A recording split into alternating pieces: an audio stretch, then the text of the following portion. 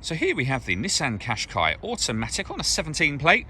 I'm going to start off by showing you around the outside of the car, and then we'll hop in and run through some controls on the inside. But from the outside you can see it's a 5-door car with alloy wheels and tinted windows. Let's start off inside the boot and then work our way around the rest of the car from there. As we approach the boot, you can see we have reversing sensors. Plenty of boot space as well, along with that 60/40 split folding rear seat should you wish to increase this boot space even further. And then these two tray sections will both lift and remove for even more space yet again. Okay, so we're just going to work our way back round to the front of the car, and then we'll hop in and run through some controls on the inside. But now that we've done a full circle of it, you can see it's in excellent condition the whole way round. Just briefly before we climb in, I think that's what we're seeing the interior from this exterior point of view. You get full leather seats.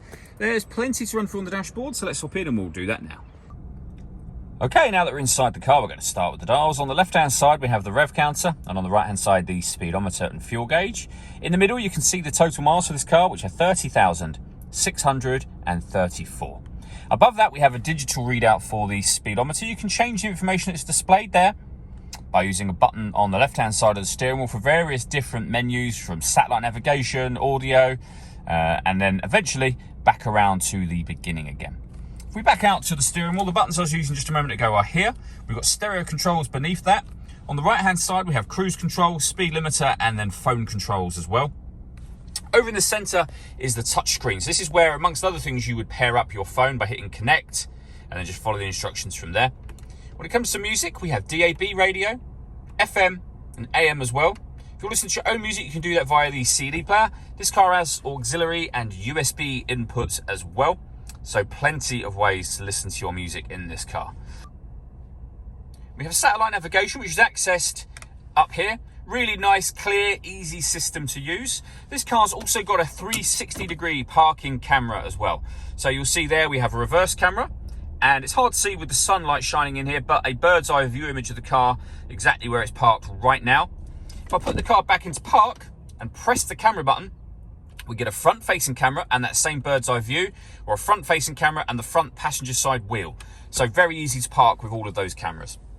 Below that, we have the dual zone climate control. So you can adjust the passenger temperature, the driver temperature, you can increase and decrease the fan speed, and then determine what direction you like the air to be distributed in once it enters the car. The air conditioning is on at the minute, so off, back on again, or hit auto. The car will now maintain the temperature you've asked for by taking control of the fan speed itself, which you can see it doing. As soon as you override that, auto will go off and you can put it back on your own settings. We have a 12-volt charging socket, electronic handbrake, the gear lever for the fully automatic gearbox, and then driver and passenger heated seats with 2 different heat settings on each. And then inside the central armrest, a second 12-volt charging socket along with the USB input and auxiliary input. The last thing I want to talk about is the panoramic glass roof. There's a button just up here. Give that a push, and that blind will now open all the way to the back of the rear seats. And as you can see, that will let in a huge amount of extra light. All that leaves me to say is thank you for taking the time to watch this video. If you'd like to come and see the car in person and have a test drive, please feel free to give us a call here at Glenbourne's. We'd love to hear from you soon.